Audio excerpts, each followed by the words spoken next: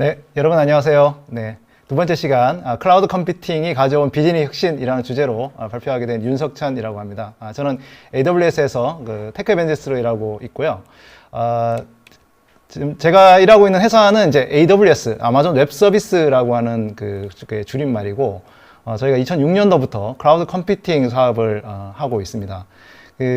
아마 이제 클라우드 이런 거 이제 도입하러 이렇게 배우러 오신 대표님들 많으신데 아마 대부분 다 AWS라는 이야기는 아마 들으셨을 것 같아요. 왜냐하면 이제 이 클라우드 컴퓨팅 그 사업의 그 초기에 이 사업을 처음 시작하고 그다음에 이 사업을 지금 이제 굉장히 잘 구축해 오고 있는 그런 이제 서비스 제공 회사이기 때문에 잘 아실 것 같은데요. 왜 그 아마존이 이런 클라우드 컴퓨팅 사업을 하고 있는지는 좀 궁금하실 것 같습니다. 사실 그 아마존도 전자상거래 쇼핑몰을 운영하고 있는 회사고 또 글로벌로 서비스를 하다 보니까 굉장히 다양한 서버와 이제 컴퓨팅이 필요하죠. 이 장비들을 관리하고 운영해야 될 노하우를 늘 가지고 있는데 이게 보통 쉬운 일이 아니죠. 장비를 이제 구매하고 관리하고 운영하고 장애 나면 또 처리하고 이런 것들이. 그래서 이런 노하우들을 가지고 우리 같이 이런 큰 회사들도 힘든데 이 작은 회사들 얼마나 힘들까? 뭐 특히 스타트업 이런 데는 굉장히 힘들 것 같다. 그래서 이 개발자들이 언제든지 원할 때마다 웹 서비스를 구축하고 또 비용이라든지 가용성에 영향을 받지 않는 그런 걸 서비스로 한번 만들어서 팔면 어떨까? 이런 사업을 이제 구상을 한 거예요. 그래서 이제 이 사업을 처음 시작을 했고 2006년에 이제 처음 이 사업을 시작할 때는 뭐 CPU 메모리, 하드디스크, 스토리지, 데이터베이스 같이 아주 간단한 그런 그 부분들을 이렇게 나눠 가지고 자원을 나눠서 파는 거죠. 네. 그래서 이제 여기 밑에 보시면 이제 아마존 EC2, 뭐 EBS, S3, RDS 이런 서비스들이 그 기존에 있는 이 물리적 자원들을 가상화시켜서 컴퓨팅으로 서비스를 나눠서 파는 그런 어떤 서비스명들입니다. 그래서 이게 아마존이 잘하는 게 이 대량 판매, 박리담회 이런 거 잘하잖아요. 그래서 어느 정도 규모의 경제가 생기면 그걸 통해서 더 가격을 저렴하게 낮춰가지고 컴퓨팅을 직접 그 서버나 이런 것들을 직접 구매하는 것보다 더 저렴한 가격에 언제든지 원하는 가격에 사용할 수 있도록 해주는 것이 이제 이 클라우드 컴퓨팅 서비스의 시작이라고 할 수 있겠습니다. 그래서 이 클라우드 컴퓨팅이라고 하는 것은 그 필요할 때마다 여러분들이 언제든지 인터넷 자원을 갖다 쓰고 사용한 만큼만 지불하는 일종의 대용량 서비스다. 마치 이제 수도와 전기, 가스처럼 필요할 때만 쓰는 그런 서비스. 예전에는 이제 뭐 이걸 구매하고 이거 감가상각을 처리하고 하는 그런 형태의 그 자원들이었다면 이걸 이제 서비스로서 활용할 수 있다. 이것이 이제 큰 클라우드 컴퓨팅의 장점이죠.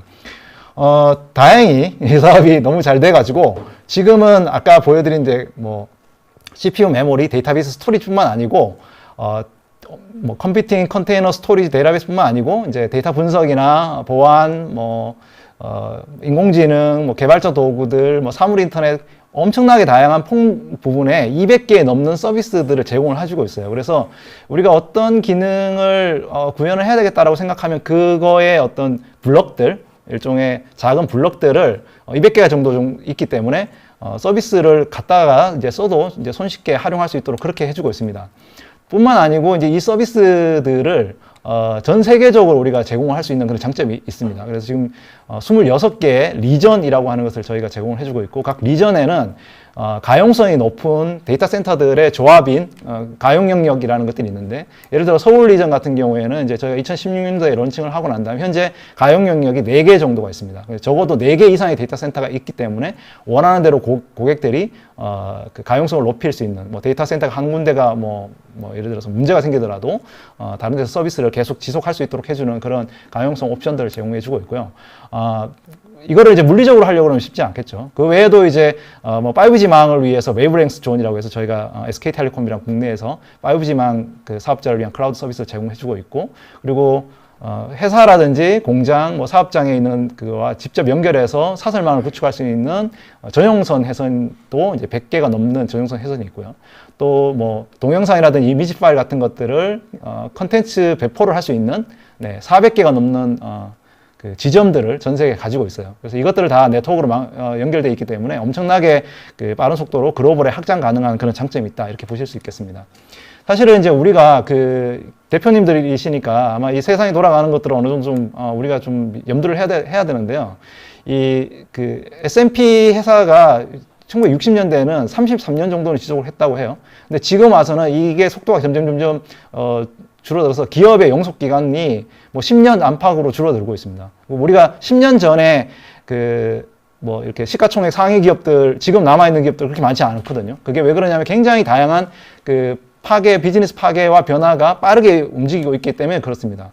근데 90% 이상의 CEO들은 현재 산업이 디지털 할 거라고 예상은 하고 있지만 그걸 전략을 갖고 있는 기업 대표들은 그렇게 많지 않다고 맥킨지에서 얘기를 하고, 뭐 제가 지금 보여드리는 그것들은 카드사들, 은행들, 원래 신년사입니다. 이분들이 디지털 IT, AI, 디지털 전환하겠다고 이렇게 막 적혀 있는데, 뭐 열심히 하고 계시긴 한데, 이렇게 쉽게 이렇게 대표가 이런 전략을 갖고 움직이는 게 좀 쉽지 않은 거죠. 우리가 이렇게 세상이 바뀌게 된 이유 중에 하나는 뭐냐면 이 클라우드가 우리가 갖고 있는 산업 경쟁의 양상을 바꾸고 있기 때문에 그렇습니다. 예전에는 뭐 호텔이면 호텔끼리만 경쟁을 하고, 그다음에 뭐 방송국이면 방송국끼리 경쟁을 했는데, 지금은 예를 들어 에어비앤비라든지 뭐 야놀자 이런 회사들이 막 나와가지고 이런 숙박업에서 경쟁을 하고, 그다음에 넷플릭스 같은 회사들이 나와서 방송국들하고 경쟁을 하는 거죠. 그러니까 기존의 산업 현장에서의 경쟁 구도가 완전히 바뀌었다, 이렇게 볼 수 있습니다. 가장 큰 이유가 제가 클라우드라고 말씀드렸는데, 지금 보여드리는 이 분은 토스 페이먼츠라는 회사의 데이터 엔지니어신데, 이분이 이제 LG U+에 있는 결제 시스템들을 이 토스가 인수를 했어요. 인수를 하고 난 다음에 2개월 만에 그 안에 들어있는 옛날 레거시 시스템들의 배치 시스템을 처리해가지고 이상거래 감지 시스템을 만들었다는 거예요. 근데 이분이 혼자서 그걸 2개월 만에 만들었는데, 이게 과거에 어떤 우리가 프로젝트를 띄운다고 하면 이런 프로텍션 디텍션 시스템이라는 게 보통 노하우로 할 수 있는 게 아니거든요.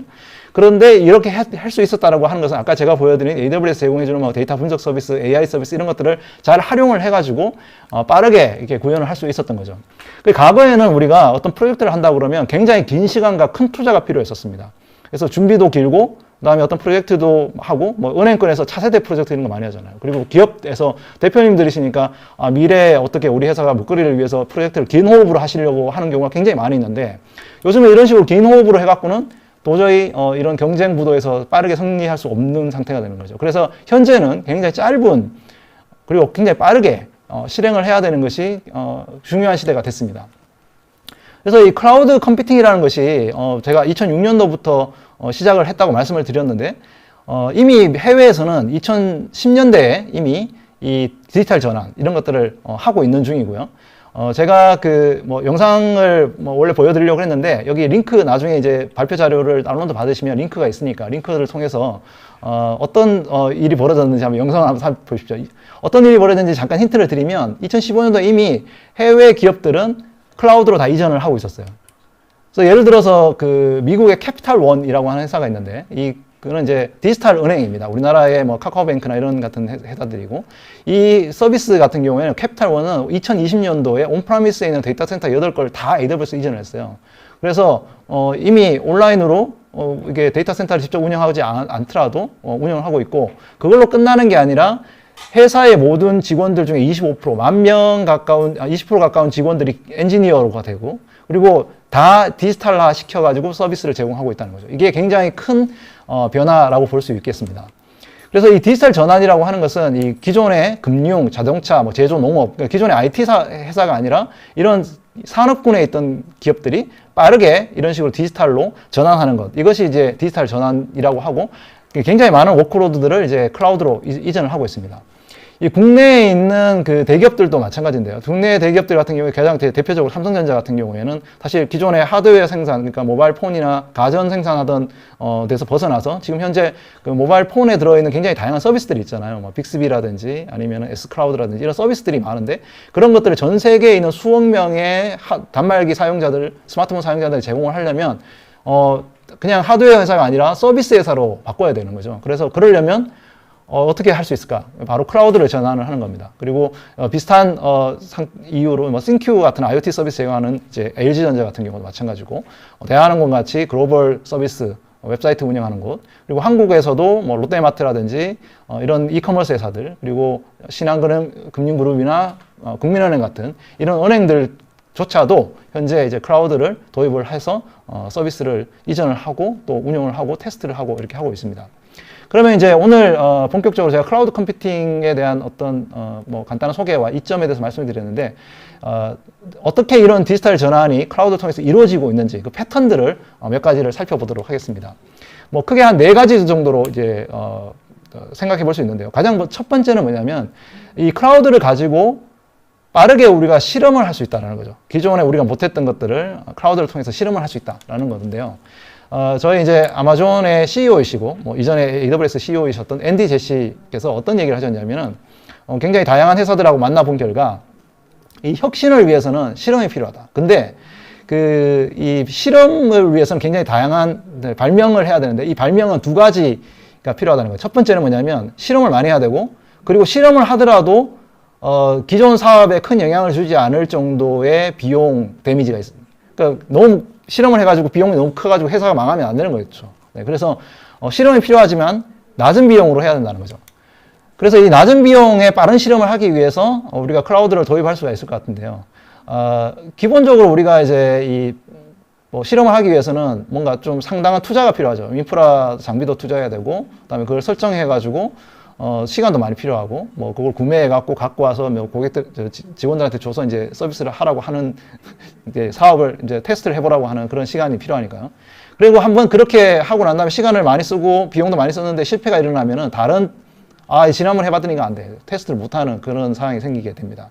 그래서 이 클라우드를 사용하면은 AWS에 가입하면 콘솔만으로 아까 200개 넘는 서비스를 전 세계에 배포할 수 있는 그런 서비스가 제공이 되고, 뭐 서버 같은 경우도 뭐 클릭 몇 번만으로 바로 받아가지고 사용을 해보고, 바로 안 되면 바로 반납할 수 있는 그런 어떤 부분들 때문에 낮은 비용에 빠른 실험이 가능하다는 거죠. 특히 이제 이런 그 실험을 하는 어떤 뭐랄까요, 사례들 중에 기존에 이제 뭐 IT 회사들 같은 경우는 해커톤이라는 걸 많이 하거든요. 이 해커톤이라는 게 뭐냐면 이제 직원들이 모여가지고 아이디어를 내고 그거를 이제 빠르게 구현을 해봐가지고 실험적으로 해보는 그런 일종의 사내 문화 행사 같은 건데, 사실 그런 거는 뭐 IT 회사들이나 하는 거다 이렇게 생각을 했거든요. 그런데 이제 이 3M이라고 하는 제조회사가 이 사내 글로벌 해커톤을 해서 거기서 나오는 결과들을 AWS 기반으로 아이디어를 내서 운영을 해봤더니 너무 많은 데모가 그걸 만들어지더라고요. 제조회사들이라고 직원들이 아이디어가 없는 게 아니라 이런 장이 안 열려있기 때문에 그랬던 거예요. 그래서 2020년도에 이 3M이 AWS를 클라우드 제공자로서 이렇게 선택을 하고 엔터프라이즈 IT 운영을 이제 시작을 했다. 이런 부분도 있습니다. 특히 그 은행들 같은 경우도 신한은행 같은 경우에 이제 이 제주진이라고 하는 앱을 만들었는데, 이거는 뭐냐면 맛집 앱이에요. 네. 제주도의 그 신용카드 데이터를 가지고 맛집 앱을 만든 거죠. 네. 그리고 조금 오래전 일이긴 합니다만 국민은행에서 리브 똑똑이라고, 이게 아마 국민은행에 요즘에 리브 앱들이 엄청나게 많잖아요. 이렇게 앱이 많나 이렇게 생각하실 수 있는데, 그 앱들이 대부분 많은 경우 이제 클라우드에 올라가서 운영이 되고 있는데, 이게 이제 첫 번째 앱입니다. 일종의 송금하고 그다음에 추천해주는 그런 앱인데요. 이렇게 이제 은행들도 그 앱들이 엄청나게 다양해지고, 뭐 어떤 앱은 뭐 중단되기도 하고 이렇게 실험들을 많이 한다는 거죠. 이제 2번째는 우리가 요구사항에 딱 맞는 기능들을 제공을 받아야 된다는 겁니다. 사실 이제 우리가 갖고 있는 자원이나 리소스가 한계가 되어 있기 때문에 직원들이 어떤 기능의 소프트웨어가 필요하다고 하면 그걸 이제 구매를 해야 되잖아요. 구매를 하거나 아니면 우리 회사에 그런 서비스가 없으면 아웃소싱을 줘가지고 구축을 해야 됩니다. 회사한테 맡겨가지고, SI를 줘가지고. 근데 AI라든지 빅데이터 같은 것들은 뭐 사실 이렇게 갖고 있는 기술이 없을 가능성이 크죠. 데이터 같은 경우에 처리하기도 어렵고. 그런 부분들은 어떻게 할 수 있냐. 클라우드에 있는 그런 AI 서비스, 빅데이터 분석 서비스 이런 것들을 그냥 로그인만 하면 바로 사용할 수 있는 상태가 되거든요.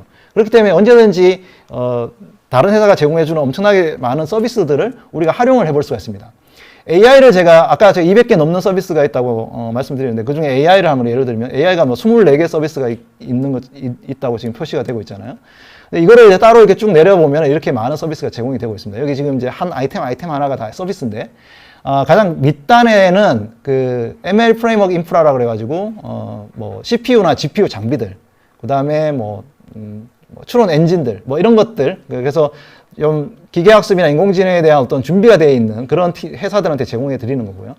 만약에 그런 이제 인력까지 없다. 그런데 모델 훈련 같은 걸 해보고 싶다. 그러면 이 아마존 세이지 메이크라고 해서 이제 저희가 완전 관리 서비스라고 부릅니다. 대부분 클라우드 회사들이 이런 걸 가지고 있는데, 뭐 데이터 라벨링부터 해가지고 수집 준비, 분석, 처리해가지고 모델 서비스까지를 한 방에 쫙 해주는 일종의 좀 복잡한 것들은 AWS가 하고 핵심적인 것들만 그 고객들이 할 수 있도록 해주는 서비스가 이제 완전 관리형 서비스인데 이런 걸 제공해주고 있고요.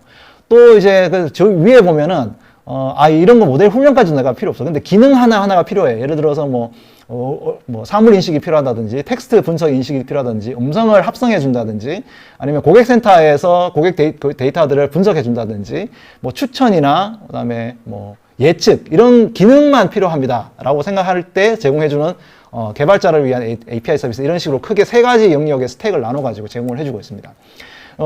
제가 이제 아마 오늘 CEO 분들께서는 이제 직접 모델 구축하고 운영하기가 좀 어려운 분들이 많으실 거로 예상이 돼서 제가 추천드리는 서비스는 아마존 세이지메이커라고 하는 서비스고요. 이거는 이제 모든 개발자와 데이터 사이언티스트들이 그 좀 부가적인 업무 없이 좀 더 쉽게 데이터 작업 처리하고 모델 만들어서 운영할 수 있도록 해주는 그런 서비스입니다.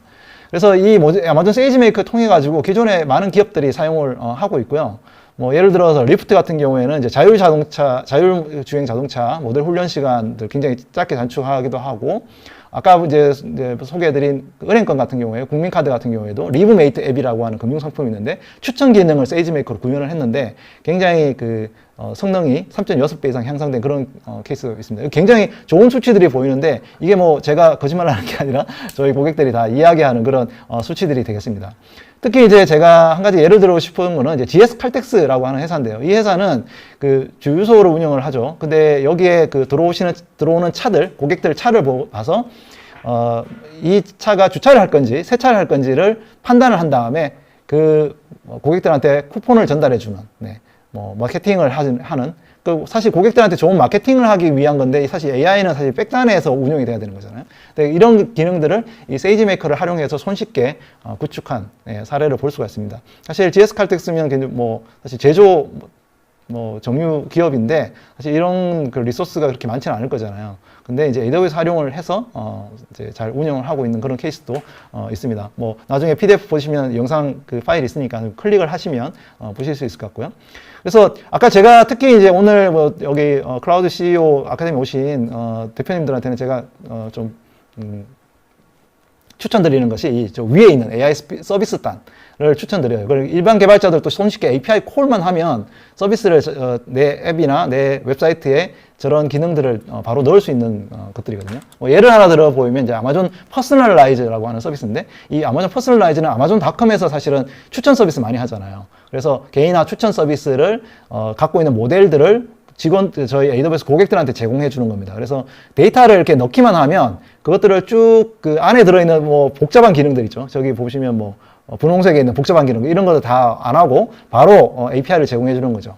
예를 들어서 이제 도미노 피자 같은 경우에 이제 아마존 퍼스널라이즈를 통해서 이제 서비스를 제공해 주는데, 예를 들어 날짜, 그다음 날씨, 시간, 고객 성향, 요런 이제 데이터들, 그리고 요런 것들, 공휴일인지 아닌지, 요런 것들을 이제 딱 데이터를 넣으면, A 고객한테는 파인애플 피자를 선택해줘라, 이런 게 바로 딱 데이터가 나온다는 거죠. 그래서 이제 적용을 해봤더니 엄청나게 빠르게 맞춤형 서비스를 제공할 수 있었더라라는 그런 피드백도 있습니다. 그래서 이런 다양한 산업별 요구에 따른 AI 서비스가 많이 있거든요. 이게 아마존 퍼스널라이즈 같은 경우에는 추천 앱들, 그래서 롯데마트에도 M쿠폰 앱에다가 적용해 보니까 2배 이상 높은 반응이 나왔다든지, 그리고 이제 지그재그 같은 경우에도 지금 카카오 스타일로 인수가 된 회사인데, 이 앱에서도 이 아마존 퍼스널라이즈를 활용해서 한 달 만에 이 추천 서비스를 만들었다고 합니다. 그리고 아마존 포캐스트라고 이제 예측해주는 서비스도 있거든요. 그래서 그런 경우도 인터파크에서도 이제 비용 절감이랑 마케팅 효율 하는데 도움이 됐고, 메시코리아에서도 배송 기사들한테 배송 수요를 예측할 때 이 서비스를 사용했더니 바로바로 구현할 수 있었더라. 내가 굳이 모델을 만들고 운영하고 데이터를 넣고 하는 작업을 안 하더라도 기존에 있는 기능들을 손쉽게 사용할 수 있다는 장점이 있겠습니다. 자, 세 번째는 정말로 필요한 핵심 기능에 우리가 집중할 수 있다는 거죠. 사실 아까 인프라 운영하고 관리하고 투자하는 비용들, 사실 좀 돈이 많이 드는 비용들이죠. 그런 비용들을 아껴서 회사가 직접 갖고 있는 핵심 비즈니스의 신규 프로젝트에 사용을 할 수 있다는 거, 이것이 굉장히 클라우드의 또 장점 중에 하나입니다. 이 클라우드 CEO 아카데미 오셨으니까 많은 분들이 이런 얘기를 들으셨을 것 같아요. 클라우드 싸지 않더라. 클라우드 비싸다. 예, 기존에 운영하는 것보다. 예, 당연히 그렇습니다. 왜냐하면 기존에 그 운영하고 있는 인프라 장비, 그 데이터 센터에 운영하는 장비 그대로 견적내달라고 하면 당연히 클라우드가 비쌀 수밖에 없어요. 이걸 저희가 리프트 앤 시프트라고 하거든요. 바로 갖다가 옮기면 비용이 같거나 높을 수밖에 없는 상태입니다. 그렇지만은 클라우드를 나중에 이제 써보시면 아시겠지만은 뭐 서버 리사이징이라든지 그 다음에 다양한 그 비용 절감 옵션들 최적화된 서버 환경 운영을 쭉쭉쭉쭉 해가면서 비용을 점점 다운시키고 필요하다 그러면 아예 서버를 없는 그 서버리스 아키텍처 클라우드 네이티브 아키텍처로 가면은 굉장히 빠른 시간 내에 절감할 수 있다는 거죠. 그래서 초기에 비용이 비싸다고 해서 야 이거 클라우드는 비싸니까 그냥 못 가겠다 이렇게 생각하시면 안 된다는 거죠. 그래서 다른 기업들 같은 경우에 이제 특히 에드몬드라고 하는 이제 이 회사가 있는데 그 렌트하는 앱을 운영하는 회사예요. 근데 본인들이 시설 그 데이터 센터 시설 운영하고 관리하고 네트워크 뭐 하고 하드웨어 구매하고 운영하는 비용, 그 소프트웨어 비용 이거 다 합쳐갖고 비용들을 5년간 총 절감액을 봤더니 총 TCO가 70% 가까이 절감이 되더라는 거죠. 특히 또 좋은 건 뭐냐면은 기존에 시설 임대 하드웨어 구매라 이런 사람이 수작업을 해야 되는 것들이 많이 있는데 그런 것들을 다 그냥 단순화시켜서 클라우드와 소프트웨어로 딱 나눠진다는 거예요. 그만큼 우리가 해야 될 일들, 불필요한 일들이 많이 줄어간다. 그런 것들이 보이지 않는 비용의 어떤 절감 효과가 많다는 거죠. 그래서 이 비용이라는 게 사실은 돈만 있는 게 아니거든요. 빠르게 우리가 회사가 비즈니스 환경에 빠르게 우리가 대응할 수 있냐? 이런 게 굉장히 중요하거든요. 그래서 뭐 핀나 같은 경우에는 한국의 뭐 코스피 같은 회사입니다. 이게 증권거래소거든요. 미국의 증권거래소. 근데 증시 매매 검증 시스템 구축할 때 클라우드를 했더니 3개월 만에 완료했다는 거예요. 그리고 코카콜라 같은 경우에도 뭐 콜라의 이제 이 공장에 들어가는 음식 성분 그런 분석하는 서비스 원래 기존에 36시간 걸리던 인프라가 있었는데 그걸 서버리스를 사용했더니 10초 만에 단축이 됐다. 네. 이 사실 이것도 뭔가 꿈 같은 얘기처럼 보이잖아요. 그런데 실제로 일어나는 일입니다. LG전자도 IoT 플랫폼, 핀큐 같은 거 개발할 때 관리 비용 80%가 절감했다는 것은 비용이 돈만 있다는 것이 아니라는 것을 보여주는 예가 되겠습니다. 마지막으로 이제 아이디어를 글로벌로 확장할 때 굉장히 용이하다. 현재는 이 한국 시장뿐만 아니고 해외 시장으로 진출을 할 때 굉장히 중요하고 기존에 많은 그 국내 스타트업이나 IT 대기업들 해외에서 사업을 하는 기업들 같은 경우에는 기존에 만약에 우리가 글로벌로 진출을 하고 싶다면 가서 직접 가가지고 출장 가가지고 데이터 센터 계약하고 서버 넣고 막 이런 작업들을 해야 되거든요. 근데 지금은 이 클라우드를 사용해서 한국에 앉아가지고 몇 번의 클릭 또는 몇 번의 프로그램 코드만 짜서라도 현재인 한국에 있는 솔루션들을 바로 카피 앤 페이스트해서 뭐 일본, 그다음에 미국, 남미 이런 곳에다가 바로 아키텍처를 구성할 수 있다는 장점 이게 바로 얘기할 수 있겠습니다. 그래서 아까 제가 보여드린 대로 굉장히 높은 가용성과 빠른 접속을 갖고 있는 글로벌 인프라가 클라우드 회사들이 제공해주고 있다. 그래서 이런 걸 통해 가지고 여러분들이 손쉽게 해외 진출을 할 수가 있는 그런 부분이 되겠습니다. 제가 예를 하나 들어 보여드릴 텐데요. 이 맥도날드가 맥딜리버리라고 하는 앱을 만들 때 전 세계에 지금 뭐 엄청나게 맥도날드 회사들이 그 지점들도 있잖아요. 36만 개 있고 메뉴도 6천 개씩 있는데 이거를 맥딜리버리 만들 때 모바일 앱을 4개월 만에 만들었다고 합니다. 네, 놀랍죠. 그래서 23개 정도 시장 마켓에다가 10억 달러 매출이 바로 일어나고 시간당 뭐 매출도 50만 건 이상 그리고 이제 회사 나라들마다 이 배달 파트너가 다르지 않습니까? 그럼 거기에다 연동해 주는 거 이런 것들을 아이디어 개발에서 운영까지 4개월 만에 끝냈다는 거죠. 과거에 이런 앱 만들 때 대기업들이 하는 속도로는 전혀 말도 안 되는 속도로 진행이 된다는 거죠. 엄청나게 빠른 속도로 클라우드가 그런 이점을 제공해 주고 있다. 특히 또 한 가지는 이제 한국에서 이 코웨이라는 회사가 뭐 한국에서는 정수기 코디로 유명하지만 이 미국에서는 이 공기청정기를 엄청나게 많이 수출하고 있어요. 근데 공기청정기 안에 들어가 있는 서비스 앱들 이런 것들이 있는데 그런 것들을 빠르게 구현하기 위해서 클라우드를 도입을 해가지고 한국에서도 물론 제품들은 다 미국에 나가지만 뭐 폼웨어 업데이트나 이런 것들을 통해서 클라우드로 바로바로 할 수 있게 된 거죠. 그래서 이 AWS를 도입해서 뭐 다양한 시스템 인프라 이런 것들에 뭐 이렇게 비용을 쓰지 않고도 비즈니스 중요한 해외 서비스의 어떤 부분이 중요한지를 더 중점적으로 해가지고 빠르게 업데이트 해가지고 이 팬데믹 전에 보면 엄청나게 빠르게 이제 성장한 것을 이렇게 보실 수가 있습니다. 이렇게 지금까지 제가 이 클라우드의 마이그레이션 그 패턴 한 4가지 정도를 이제 소개를 해드렸는데 지금은 그러면 이제 대표님들이시니까 도대체 어떤 식으로 이 마이그레이션 해야 되는지를 경영자 관점에서 제가 한번 전략들을 한번 소개를 해드리려고 합니다. 첫 번째는 와, 이거 좀 긴 호흡을 해야 되겠다라고 생각하실 필요가 없어요. 이 공격적으로 클라우드 이전이 가능하다라는 거. 그래서 대기업들도 이 코카콜라라든지 뭐 뉴스커프라든지 가디언이라든지 애널 이런 데 보면은 지금 보시다시피 뭐 14개월 만에 600개 이상의 워크로드를 옮긴다든지 50몇 개 데이터 센터를 6개로 바꾼다든지 18개월 만에 1200개 가상 서버를 바로 뭐 서버를 클라우드로 옮겨서 배포 주기를 일일로 단축한다든지 그리고 애널 같은 경우에는 이제 이탈리아의 한국전력 같은 데거든요. 근데 거기에 9개월 만에 5,500개 넘는 서버를 바로 이전을 한다는 거죠. 그러니까 바로 1년 안에 뭔가 엄청나 이렇게 대규모도 바로바로 이전을 하는데 뭐 조금 작은 기업들이야 뭐 말할 필요가 있겠습니까? 아까 제가 이제 그 소개해드린 우리 그 앤디 제시 CEO께서 또 어떤 얘기를 하셨냐면 아무래도 이제 굉장히 많은 고객들 만나실 거 아니에요. 클라우드 이전하겠다, 못하겠다, 못해먹겠다 뭐 이런 사람들부터 시작해서 엄청나게 많은 분들 만나셨는데 성공하는 클라우드 이전을 하는 회사들의 패턴들이 있더라. 그 패턴이 뭐냐? 첫 번째는 고위 임원들이 클라우드 이전을 하는 것이 꼭 필요하다라고 인식을 하고 신념을 가져야 된다는 거예요. 왜냐하면 이거는 뭐 데이터 센터도 운영할 수도 있고 클라우드도 운영할 수 있지 라고 생각하고 있으면 안 되고 클라우드로 이전하는 것이 대세다. 이 세상의 흐름이다. 이 세상의 흐름을 거슬러 올라가면 뭐 망하는 거죠. 그러니까 이 임원들이 이런 신념을 꼭 갖고 있어야 되는 게 첫 번째고요. 두 번째는 이 신념을 갖고 있는 임원들이 탑다운으로 클라우드 이전에 대한 공격적인 목표를 제시를 해야 된다고 얘기를 합니다. 지금 미국의 CEO신데 탑다운을 하라고 하면 다들 싫어하죠. 이게 직원들이 탑다운으로 내려오는 거 제일 하기 싫은 게 시키는 거 하는 건데. 근데 미국에서도 탑다운 하는 거 다 싫어해요. 그렇지만 왜 탑다운이 되느냐? 탑다운을 해서 공격적인 목표를 제시하는 게 가능하냐면 세 번째 이유입니다. 우리가 클라우드를 도입하려면 기본적으로 클라우드 직원들을 교육을 해야 되거든요. 근데 이 클라우드 직원들이 잘 모르기 때문에 교육을 하면 직원들이 받아들일 수밖에 없다는 거예요. 왜냐하면 자기 커리어에서 이 회사 말고도 다른 회사를 가더라도 이 클라우드를 전환하고 교육받는 교육 자체가 자기한테 커리어한테 도움이 될 거라고 이미 동기부여가 된다는 거죠. 그러니까 이 탑다운으로 하더라도 되더라는 거죠. 예. 원래 탑다운하면 제대로 안 되는 게 맞는데 뭐 되는 경우도 있겠지만요. 아주 극소수. 그렇지만 직원들이 이런 동기부여가 된다는 겁니다.